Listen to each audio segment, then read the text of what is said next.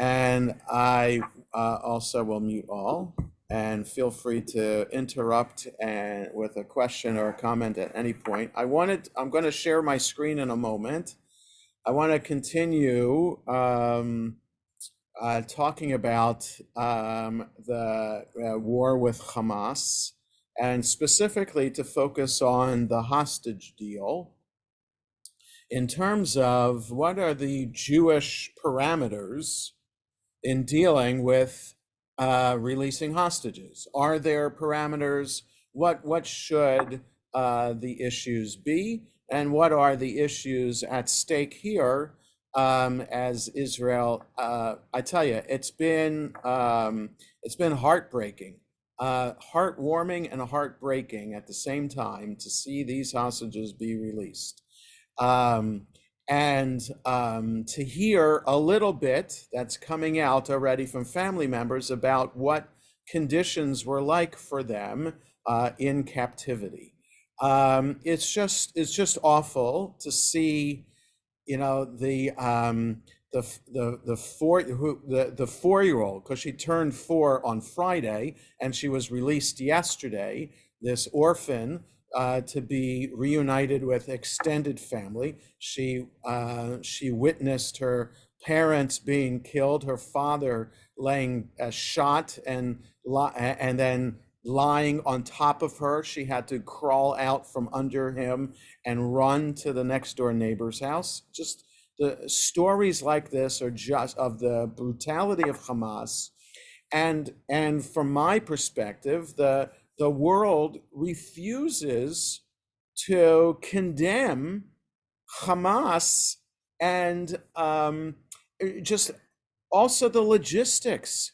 Hamas, the way Hamas is playing with Israel, that forcing the hostages, once they get into the Red Cross vehicles, to exit Gaza through Egypt and then go into Israel, instead of not the shorter route from Gaza right into Israel.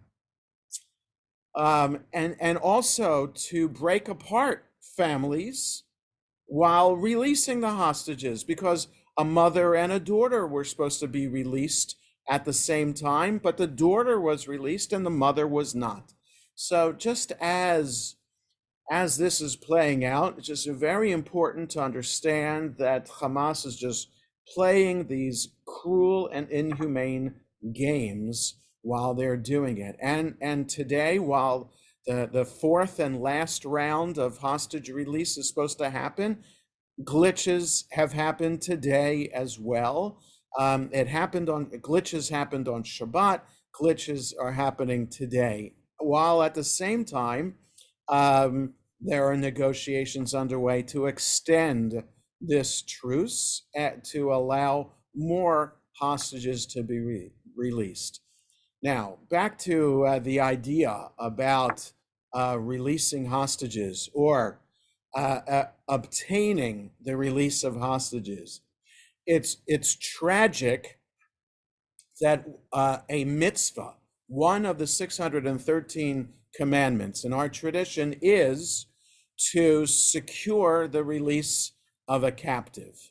Like, what kind of society is it that has to have as one of its mitzvahs to ensure that the Jewish community will do all it can to release a Jew who has been taken into captivity? What does that say about the history of the Jewish community, that so many Jews have been taken captive, have been abducted, kidnapped, taken captive in war, ransomed, etc., over the centuries, that it warrants a mitzvah to secure the release of a Jewish captive? So we just know throughout history, especially medieval history in Europe, that this was a common occurrence.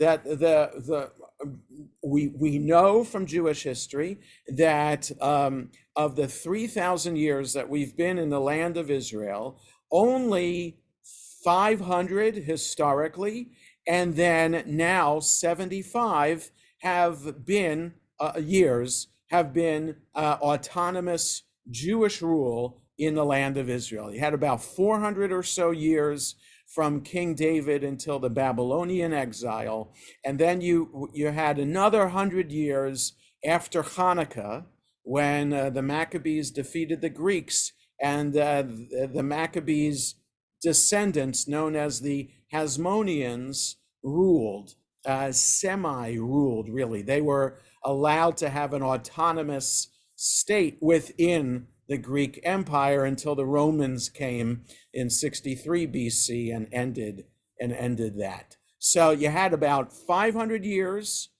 before BCE, and you have 75 years now, since 1948, of Jewish autonomy in the land of Israel. Outside of that, Jews have been subject to the whims of the majority population and the governments in which they live. And those whims have been not just anti-Semitic, but a lot of the time persecution, oppression, government-sponsored wholesale slaughter and massacre of Jewish citizens. So in the process, over the centuries, there's a famous case, because this was common, that a rabbi of the Jewish community might be taken hostage by the bishop of the town, because a lot of time in medieval Europe, it was the church that kind of ruled the Jewish community. So either the bishop or the king would take a prominent Jew captive in order to secure better tax advantages for the crown or for the church. And until that the Jewish community agreed to the higher tax rate, the rabbi or prominent Jew would be held hostage. So it's clear from Jewish sources that the Jewish community has to do as much as it can, and has to pay as much as it can afford in order to obtain the release of any and all Jewish hostages. Now, since 1948, Israel has taken over control of that mitzvah of redeeming the captives. So most famous of these are two. Israel trying to do all its, well, there are several, not just two. So let me start historically. So the Jews of Yemen, an ancient Jewish community, Maimonides 1,000 years ago had correspondence with the Jewish community of Yemen, and that's retained in the sources. You can Google Maimonides' letter to Yemenite Jewish community. So the Yemenite Jewish community goes way back, somewhat isolated as well, not exactly a modern Jewish community, subject, of course, because it's an Arab country, to persecution by the Arabs. But somehow, after the establishment of the State of Israel, Israel was working behind the scenes for the release of Jews from Arab countries. So you had that Jews from Iraq, massive immigration, Jews from Yemen on Operation Magic Carpet on a massive immigration, Jews from Morocco, massive immigration, because Israel recognized now that there is this safe haven for Jews, that Israel sees that as its one of its policy priorities to save Jews around the world. When the Jews of the Soviet Union were trying to be free, all the cases of the refuseniks in the 70s, Natan Sharansky being the most famous. I was in Israel for a year of study when Sharansky was released, and he immediately, after crossing checkpoint Charlie, free into American space in what was then East Germany, was then flown to Israel, where he wanted to live, to be reunited with his wife and children. And he spoke the next day after being freed and landing in Israel. He spoke at the Israel Convention Center called Binyanei Ha'umah, the nation's building is what it means, in Jerusalem. And I was there to be able to hear him in his first speech. And Israel always works behind the scene through a number of corridors to try to secure the release of Jews from countries around the world. And after Soviet Jews, there were Ethiopian Jews as well, with a number of airlifts from them from Ethiopia as well. And Israel still works behind the scenes for any Jewish community that is in trouble. All right, so there's that one. So there's how the state of Israel works.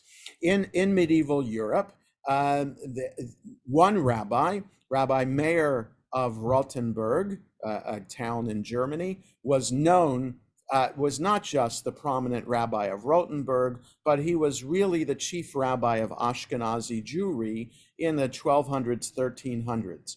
And he was taken hostage for this taxation plan for that area, and Rabbi Meir of Rothenburg demanded of the Jewish community not to succumb to the monetary demands of the authorities, because Rabbi Meir of Rothenburg said, "If you do, we'll be bankrupt, and my life is not worth the bankruptcy of the Jewish community."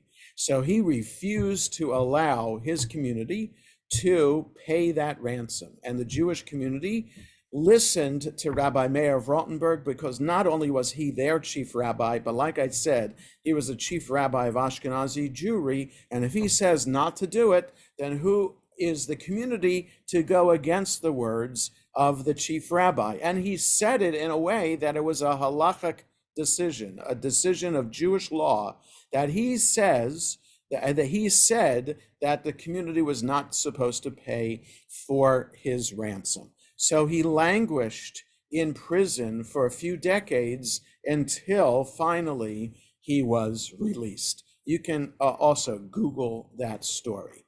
So it raises the question of then, are we supposed to do whatever we can at all cost to release Jewish hostages? Or could the cost be too high sometimes to be able to warrant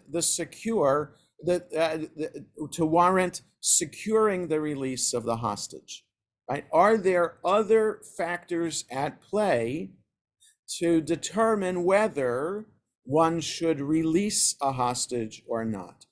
All right, and that's now leading me to share my screen with something that Daniel Gordis shared the other day. So I guess it was on Thanksgiving. This was from November 22nd, from his Israel from the Inside. Okay, he starts with a personal story, and then goes to this. I don't want to share the personal story, because that's in relation to one Israeli soldier, Gilad Shalit, who was held by Hamas in Gaza for many, many years, until Israel finally agreed to release several hundred, if not 1,000, Palestinians in order to secure his release. But again, so if we have time, we'll get back to that story. But this is what I wanted to focus on, the second half of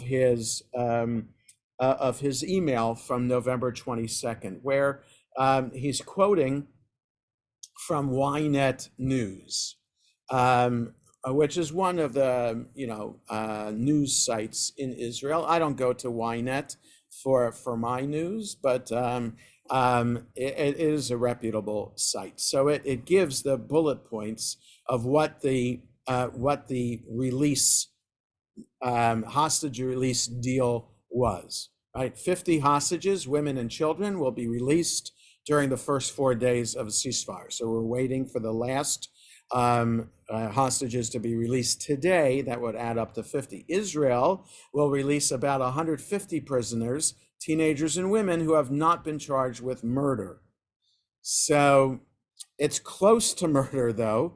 I'm not sure that that's accurate. That has happened. There are women and teenagers who are involved in stabbing Israelis who are released. So these are just not innocent. So that we have to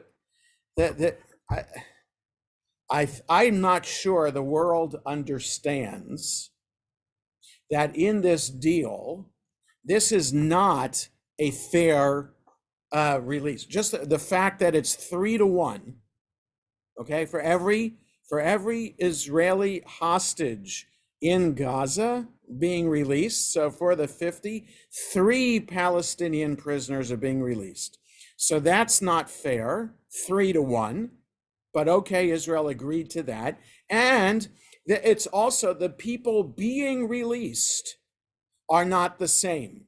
They are civilians being held hostage, innocent civilians being held hostage in Gaza, but actual prisoners people who committed a crime who are being held in jail legally, because the judicial system says if you stab someone, you go to jail. Well, you have a trial and then you go to jail. They're being released. Yes, I'll make the print bigger. Just a second. There we go. Okay. I'm not sure the world understands that the Palestinians that Israel are releasing are criminals. Okay, so that's also not, so Israel's at the disadvantage that to release the 50 hostages, they have to release 3 times as many Palestinians, and the 50 hostages who are innocent civilians are being traded for Palestinian criminals. Even though they're women and teenagers, women and children, they're still criminals. Okay, so that needs to be understood too. So this is the price that Israel has agreed to pay so far. And if the truce is extended, it would be extended that 10 more prisoners per day, 10 more hostages per day for 3 more prisoners per hostage per day. Israel will get the list of those about to be released the night before. After that, and then also, like I said, Hamas played games with the list,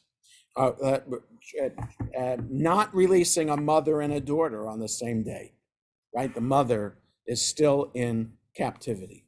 After that, Hamas will release more captives and will get 3 prisoners for every captive and a day of ceasefire for every 10 people it released. The IDF will not be allowed to operate even in the air for 6 hours on every day of ceasefire. Hamas will pay a heavy price for violation of the ceasefire. Okay, so they haven't violated. They've been playing games. A private jet from Qatar flew into Israel on Shabbat to take care of the logistical hangups that happened then. Who knows what's happening today? President Biden had to get involved too. So this article is from someone who writes on Ynet, Nadav Eyal, and Gordis translated some of it, which I want to share, which gets to some of the issues involved. The release of the hostages has an operational price, but the price was fixed on October 7th at 6:30 in the morning. If you don't protect thousands of citizens from kidnap and murder, you have to choose between very bad choices and less bad ones. That is the Israeli contract: solidarity and the determination to do everything, right? So already at 6:30 on October 7th, Israel was at the disadvantage, right? Israel allowed, because of the security failures, they allowed 240 citizens to be taken hostage, as well as 1,200 Israelis to be killed. Okay, so that's how one can understand what happened. Read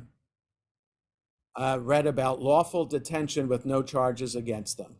So I haven't read all the details about the Palestinian prisoners who are being released, and I should read more details about that. What's important, right, so is it lawful detention as opposed to they had a trial first and then they are in jail for a particular amount of time, or are these people who are detained before being released? I don't know. It's clear from security camera footage that the people who are in jail, that the Palestinians who are on the list to be released, have been seen in security camera footage as perpetrating crimes. Okay, so they haven't been formally accused. They've been accused. They haven't been formally tried yet, but that's.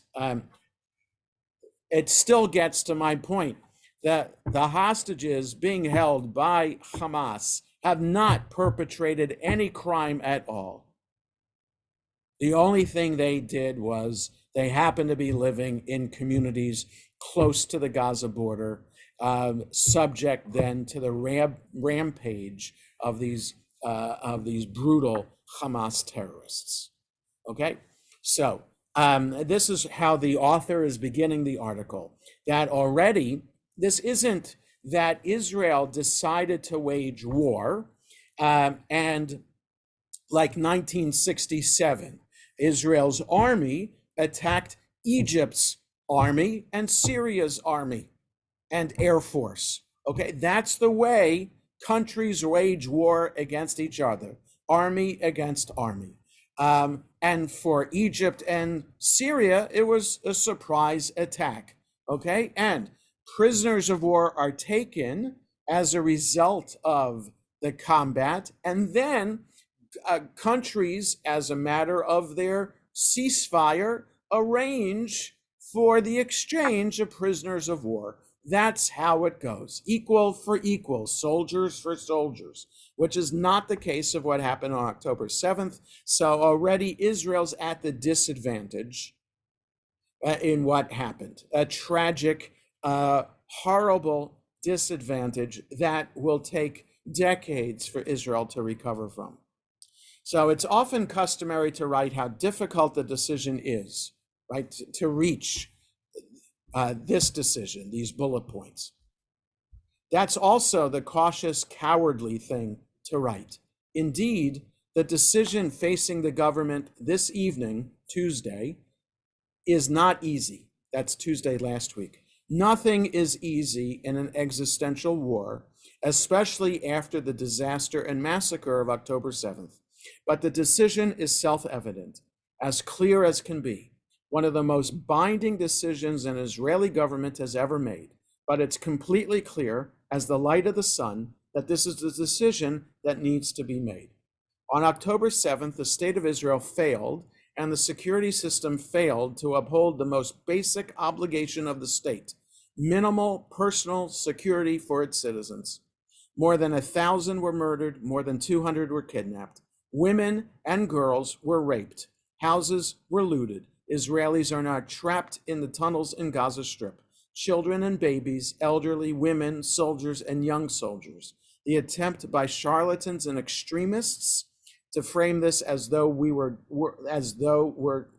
this was just another deal, like the one Israel agreed to with Hezbollah, or the release of Gilad Shalit, is manipulative and dangerous. This is no deal. These are citizens, a large number of them. Their lives are in immediate danger. We know for sure about at least 2 murdered women, Noah Marciano and Alet Yehudit Weiss, just from the last 10 days. So this author is suggesting that unlike the deal with Gilad to release Gilad Shalit, this is different. Gilad Shalit was a soldier, perhaps he's suggesting. These are innocent civilians, and that perhaps the decision-making process has to be different for that.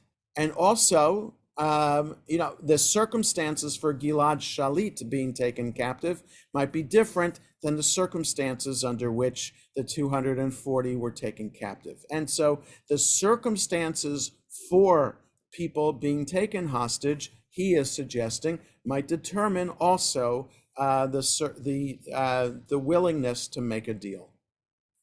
There is a price to the deal, a de facto stop in this war, the most justified war in our history since the Yom Kippur War. Right? So one might argue, well, the 1948 war, right? So before the Yom Kippur War, a justified war would be 1948. 1967, you could argue whether that was justified to have a preemptive offensive strike to start the war. But Yom Kippur, obviously, no choice. You're attacked, you have to fight back. So, and again, October 7th, we were attacked. Israel has to fight back. The pause will give Hamas time to organize and try to take the initiative, right? They've already, Gazans are moving back into the northern area of Gaza Strip that Israel had cleared out and in order to gain the upper hand. And now it'll be very difficult for Israel to resume their war if the truce ends today, right? So they're assuming the truce ends today and there's no extension, then the war continues tomorrow. Even though there are governments around the world who are going to strongly encourage Israel to maintain this pause and call it a ceasefire. Israel will refuse to do so, as it should. I think 99% of Israelis are in favor of Israel resuming where they left off on Friday and getting the job done to eradicate Hamas. Right? So organize and try to take, but the price was set on October 7th at 6:30 a.m. If you don't protect hundreds of citizens from kidnapping and you don't protect against murder, you end up with bad choices. Solidarity isn't expressed in easy moments, but in difficult ones. The most fundamental value of a country is the protection of its citizens. Last weekend, a former very senior Army official contacted me. He's a guy with many accomplishments to his credit. He had nothing to do with the failure of October 7th. He's killed more than his share of terrorists, and he knows the security system. He was shaken, determined, and furious. When he spoke about the abandonment of the hostages, again, by delaying the deal, he was virtually screaming. It's unbelievable, he told me, that we're not getting this done quickly. Have we gone crazy? Have we lost our sanity? Israeli children are there.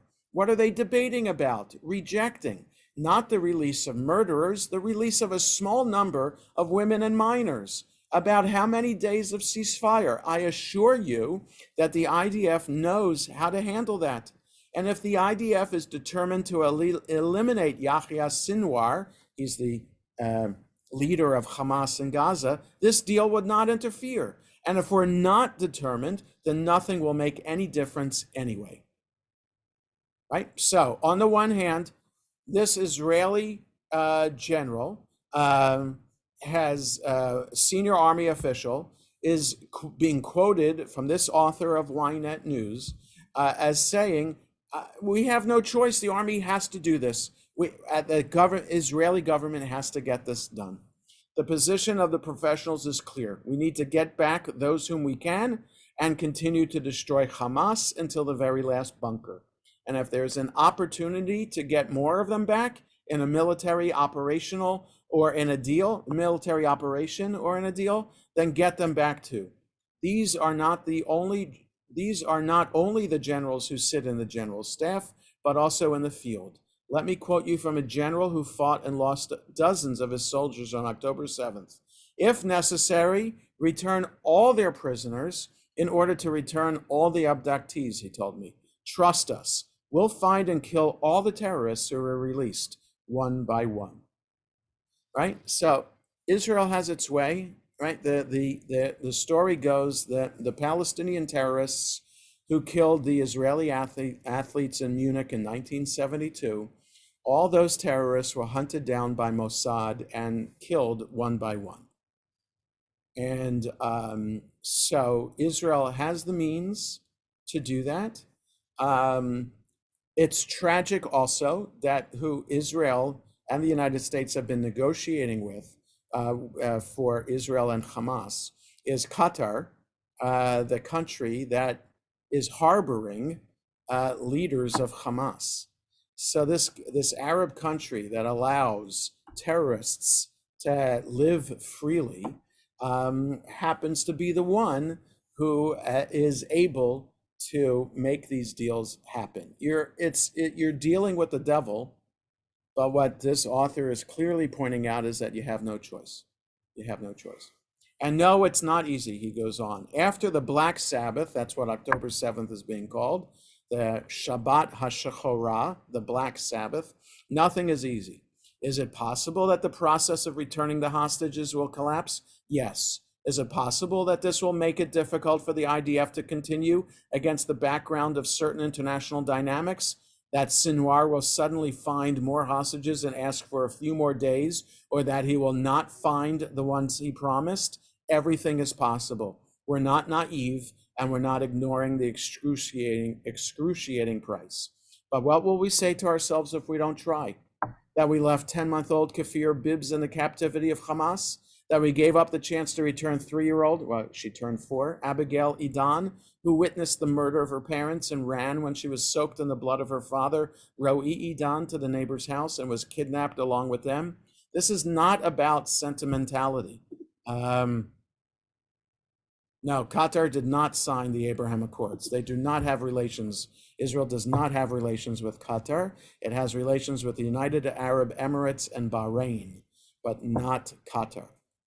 So that's why the Qatar jet that flew into Israel on Shabbat flew by way of Cyprus, because they did not want to fly directly from Qatar to Israel to imply some kind of recognition of Israel. Okay, this is not about sentimentality. Taking into account such considerations of returning citizens does not make Israel weak, but strong. Anyone who thinks strategically or coldly without consideration for the children, their families, their mothers, the elderly who built this country and are now in the hands of monsters, is utterly disconnected from Israeli society, the Israeli social contract, that which makes us different from our enemies, right? That what makes Israel Israel, the prophetic ideal of Or LaGoyim, a light unto the nations, forces Israel and obligates Israel to do nothing other than securing the release of its women, men, and children who are being held hostage by an enemy. Solidarity and the determination to do everything operationally as well as diplomatically are a fundamental element of Israeli resilience. And it is this resilience that allows the IDF to fight to the end, right? So there were questions in the Vietnam War of Americans running away to Canada or seeking deferments in America for not having to fight the Vietnam War because of not agreeing with the goals of that war, right? You don't have those. There are those in Israel who did not want to fight in Lebanon against post-PLO, right? The Lebanon War of 82, 83, and subsequent incursions into Lebanon caused some Israelis not to want to serve in the army. But this one against Hamas now, united, united IDF. No one is refusing to serve. Those who do not believe in those tools, but only in force, have given up something very fundamental. What are the men and women fighters in the Gaza Strip fighting for as these words are being written? For Israelis, for the families, and for those whose souls are torn apart every hour that passes because their loved ones, sometimes their children, are held captive by the Hamas death machine. The need to accept this deal is self-evident, and even the opponents in the government, the extremists and the populists, know it. That's why they're opposing it, because they know their voice doesn't matter. Do you think the world will listen to us if we refuse the deal? That the campaign to return all the abductees will succeed if the world media knows that we refuse to bring back many dozens, including children? Turning down this deal would crush Israel's position. It would make the entire country look like Bezalel Smotrich and Itamar Ben-Gvir, extremist, devoid of empathy.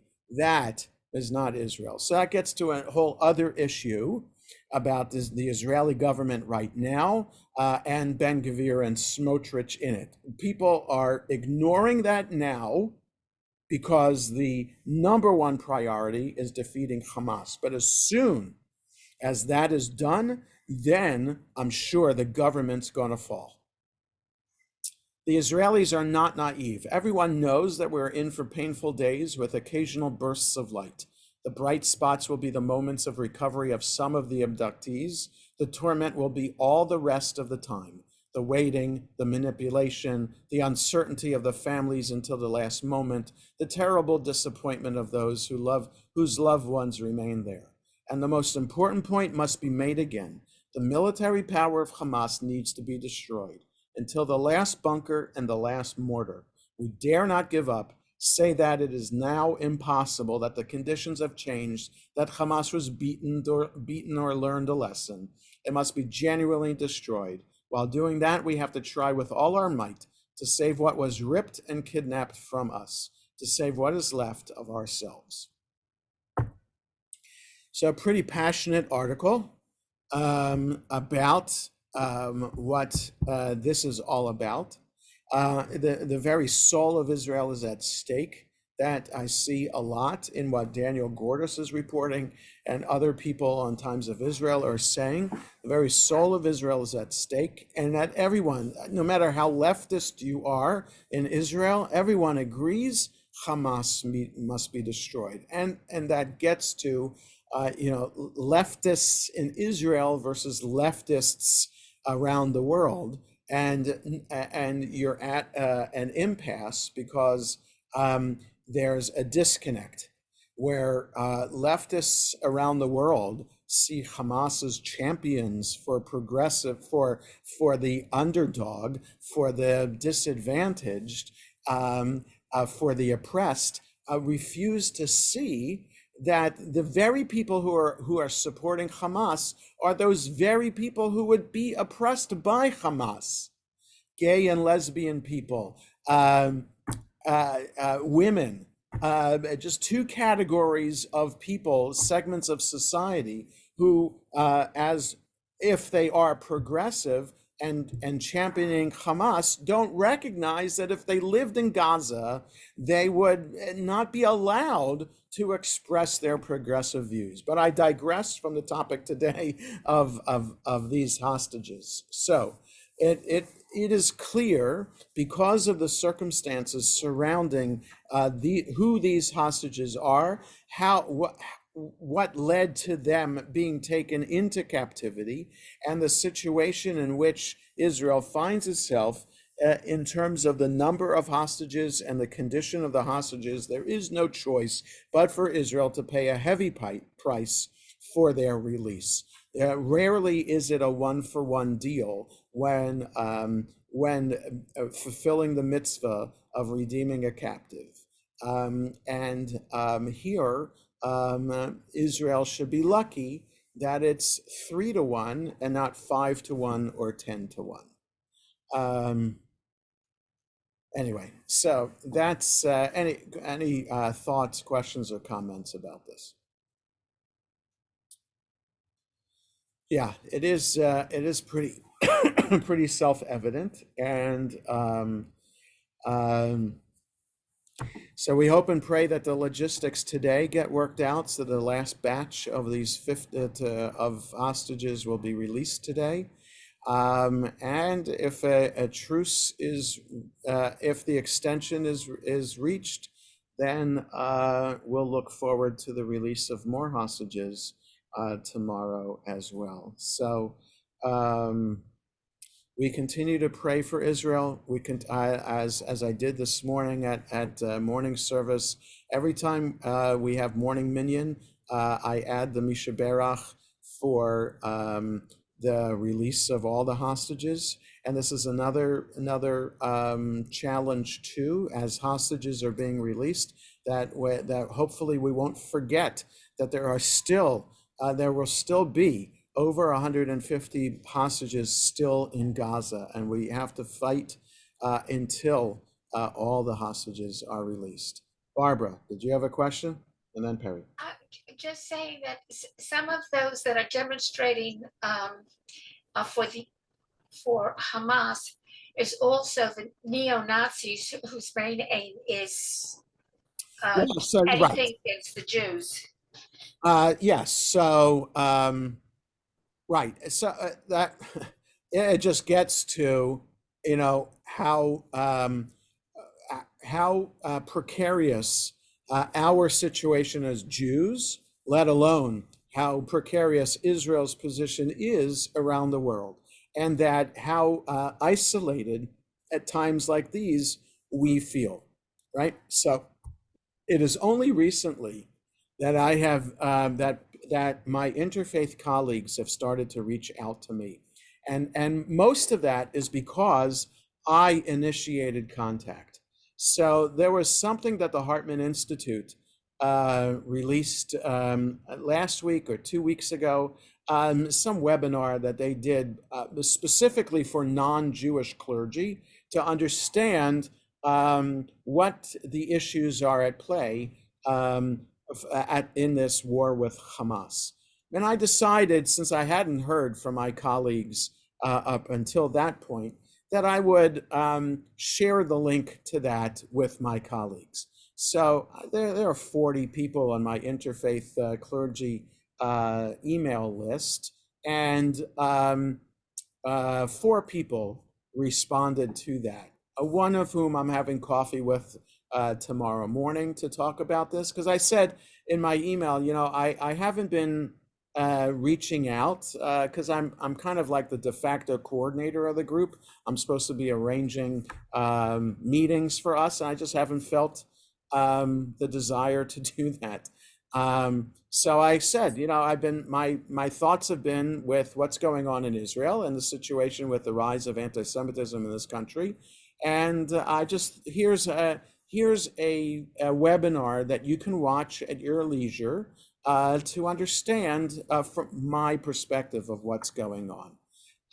And so, like I said, a couple of people did respond positively to that. But until that point, it's the sense of isolation, and that no matter which side of the spectrum we're on, progressives in the community, which we think, the progressives in the Jewish community think that progressives are their bedfellows, see that that's not really the case, and that there are, and we're being left out by the progressives because of their pro-Hamas stance. And of course, yeah, the ultra right wing who want to see our downfall anyway, because anti-Semites do. So they see Hamas as their champion too. So it's a fraught time to be Jewish and a supporter of Israel. Perry. CNN's reporting that Qatar just said the truce is extended 2 days. Okay, but if it's extended 2 days, then I guess the hostages today are going to be released. Yeah, and then presumably for 2 more days. Yeah. So Times of Israel is now reporting 4th hostage release seems back on track as families notified their loved ones are to be freed. Okay, so, and then Qatar announces deal to extend truce by 2 days in what would then free 20 more hostages. What, has there been any, Yeah. has been any discussion as to the types of crimes or allegations against the Palestinians that have been released? And the reason I mention that is that Bob and I had texted that or chatted that I had heard that there's just tons and tons and tons of Palestinians that are under just some type of formal detention without having been charged of crimes. And of course, I don't know what's true and Yeah. what's not. So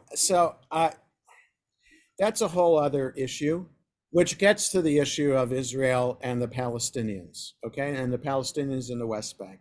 And so here is where I come out more to the left of center in criticizing Israel in how it has been dealing with the Palestinians there under their control since 1973. Okay, and so I fully support Israel, but I question its policy. Because the West Bank is not officially part of the state of Israel, it's under what could be military control. And if it's under military control, then the military judicial system is at play versus Israel's own judicial system at play. Again, I'm not an expert on this, and I may be wrong now since the Oslo Accords, and there's areas A, B, and C, and how all of those work within the West Bank. So the fact that Israel has a security fence, and Palestinians, if they want to work in Israel, if they have a work permit, have to go through the security barriers.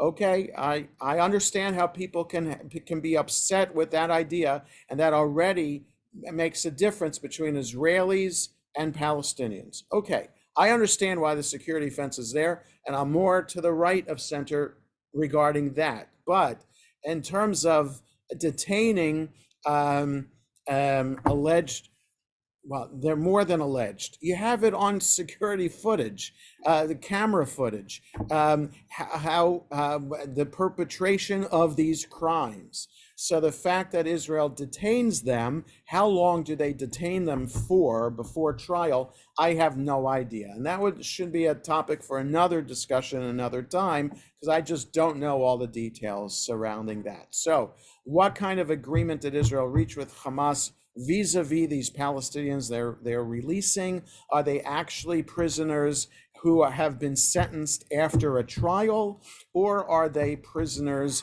who are there on legal detention before trial? That I don't know. I'm sure the New York Times has an article about that. I'm sure, and I think the Times of Israel has an article about that.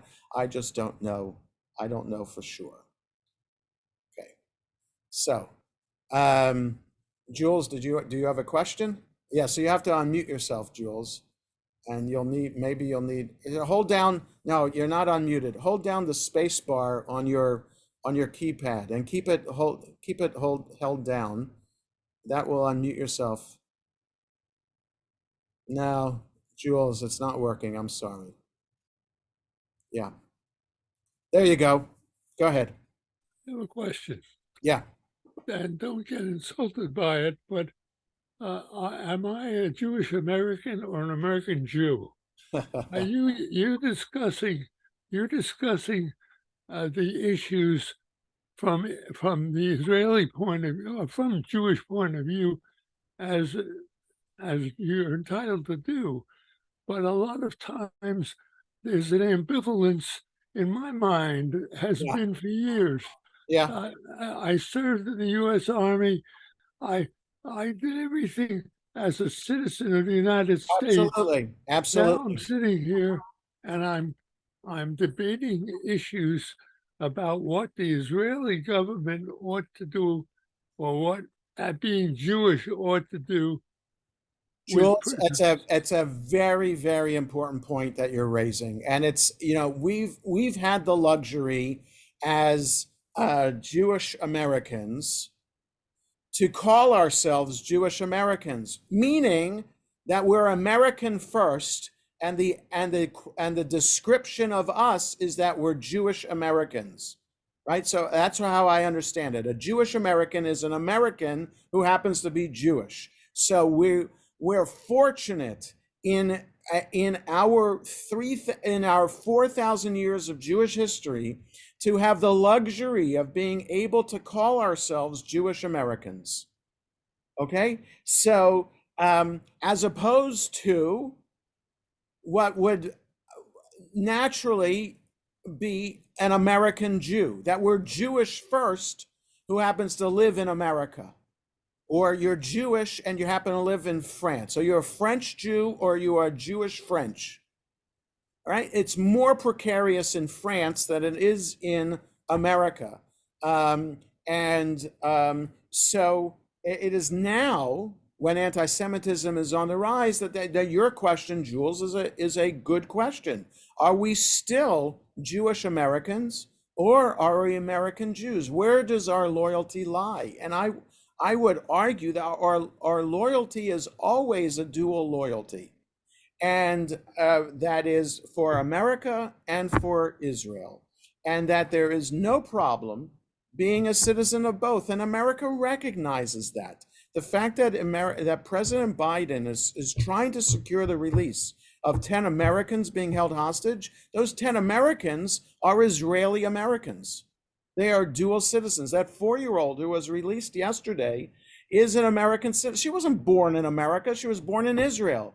If someone with American citizenship is living as a citizen of another country as well, and their child is born in that other country, namely in Israel, you go to the American embassy and you report the birth of your child, and you get a passport for your child.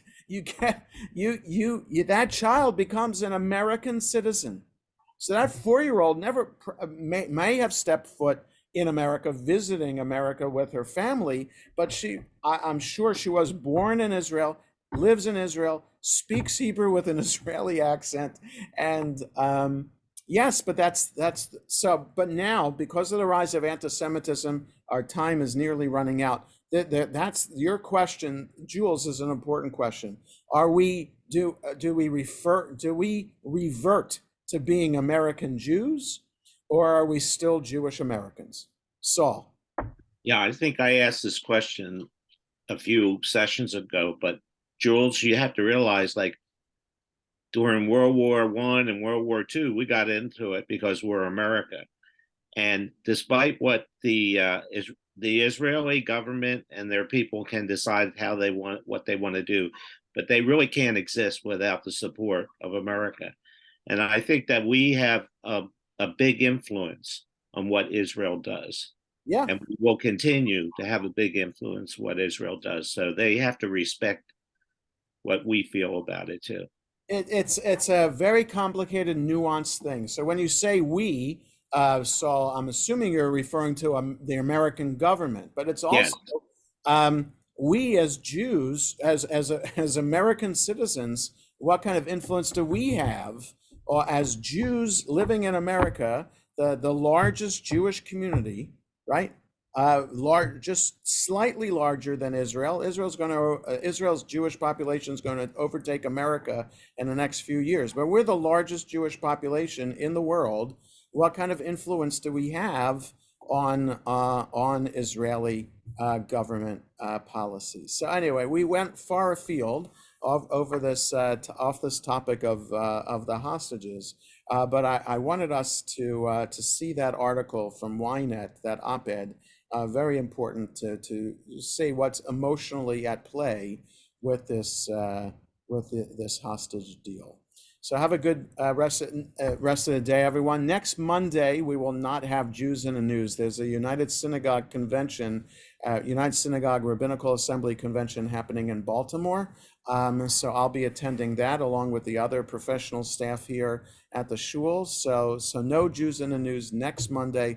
We'll pick up again in 2 weeks. So take care, everyone. Have a good rest of the day, and pray for peace.